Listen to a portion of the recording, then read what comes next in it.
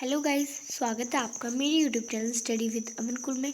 आज हम लाए हैं शिक्षा निदेशालय राष्ट्रीय राजधानी क्षेत्र दिल्ली की कार्य पत्रक नंबर 15, जो कि क्लास 8 के लिए है। सब्जेक्ट आपका विज्ञान है। डेट है 20 नवंबर 2020। आप अपना नाम और अपनी कक्षा अध्यापक का नाम लिख लेंगे। आधातुओं के रासायनिक गुण। तो हम धातुओं के रासायनिक गुण पढ़ चुके हैं। आज हम पढ़ेंगे आधातुओं के रासायनिक गुण। तो आज हम आधातुओं के रासायनिक गुणों के बारे में जानेंगे। तो फर्स्ट है ऑक्सीजन के साथ अभिक्रिया, जो कि हम धातु के साथ भी कर सकते हैं। आज हम आधातुओं के साथ करेंगे। तो आधातु ऑक्सीजन से अभिक्रिया कर आधातु ऑक्साइड बनाती है। तो ये आपको इक्वेशन दे रखी है। आधातु ऑक्सीजन के साथ रिएक्ट करती है, तो अभिक्रिया करती है, तो आधातु ऑक्साइड बनाती है। तो आगे आपको दे रखा है सल्फर को जलाने पर वह ऑक्सीजन से अभिक्रिया कर सल्फर डाइऑक्साइड गैस बनती है। जब सल्फर को हम जलाते हैं तो ऑक्सीजन के साथ अभिक्रिया कर कर सल्फर डाइऑक्साइड गैस बना लेता है।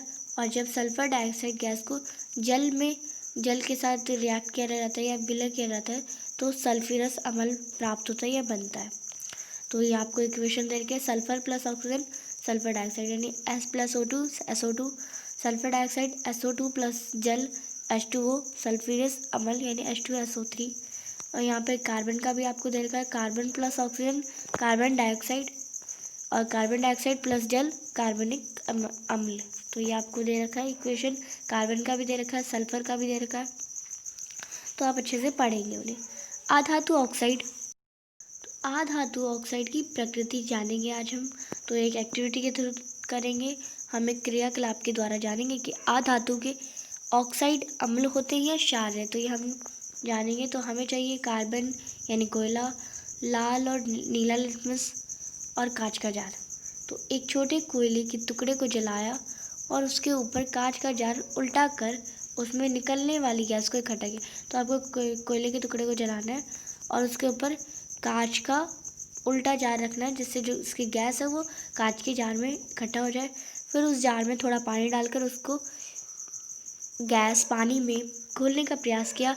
मिश्रण को घुलने का प्रयास किया। मिश्रण को थोड़ी देर तक हिलाया और नीले तथा लाल लिटमस सूचक से टेस्ट किया। तो आपको फिर जार को पानी डालकर उसे घोलना है गैस के साथ, फिर उसे थोड़ा हिलाना है और नीले और लाल लिटमस पेपर से टेस्ट करना है। तो हमने देखा कि ये पानी और गैस का मिश्रण नीले लिटमस को लाल कर देता है। तो आप देख सकते हैं। तो आप करके देखेंगे तो आपको अच्छे से दिखेगा, या आप यूट्यूब वीडियोस पे देखेंगे तो जो नीला लिटमस है वो उसे लाल कर देगा। तो हम कह सकते हैं कि आधातु ऑक्साइड की प्रकृति अम्लीय होती है, क्योंकि ब्लू लिटमस को यानी नीले लिटमस को वो लाल कर देती है, इसलिए। अब हम पढ़ेंगे जल से अभिक्रिया। तो जल से अभिक्रिया करते हैं। सामान्य आधातुएं जल से अभिक्रिया नहीं करती हैं, क्यों? लेकिन कुछ आधातु वायु में बहुत सक्रिय होती हैं, इसलिए ऐसी धातुओं को जल में रखा जाता है। तो ये धातु लिख रखा है, आप आधातु लिखेंगे इसे। आधातुओं को जल में रखा जाता है, तो जल से अभिक्रिया वह नहीं करती हैं। तो उदाहरण दे रखा है आपको, जिन्हें हम जल में रखते हैं, जैसे फास्फोरस। ये एक बहुत सक्रिय आधातु है। वायु में खुला रहने पर ये आग पकड़ लेता है। फास्फोरस वायुमंडलीय जो ऑक्सीजन होती है उससे का संपर्क ना हो, इसलिए उसे जल में रखा जाता है। तो ऑक्सीजन के साथ अगर वो रिएक्ट कर लेगा तो वो आग पकड़ लेता है, इसलिए उसे जल में रखा जाता है, क्योंकि जल के साथ कोई अभिक्रिया नहीं करता। अब आता है अम्लों से अभिक्रिया। अम्लों से अभिक्रिया सामान्य आधातु अम्लों से अभिक्रिया नहीं करती हैं। तो अम्लों से नहीं करती। क्षारकों से अभिक्रिया देखते हैं। क्षारकों से अभिक्रिया आधातुओं की क्षारों से अभिक्रिया जटिल होती है, बहुत मुश्किल से होती है, इसलिए हम इसे भी कह सकते हैं नहीं होती। कुछ आधातुओं के नाम दे रखे हैं आपको, जैसे सल्फर, कोयला, ऑक्सीजन, नाइट्रोजन, आयोडीन एटसेट्रा। स्वयं को जांचिए।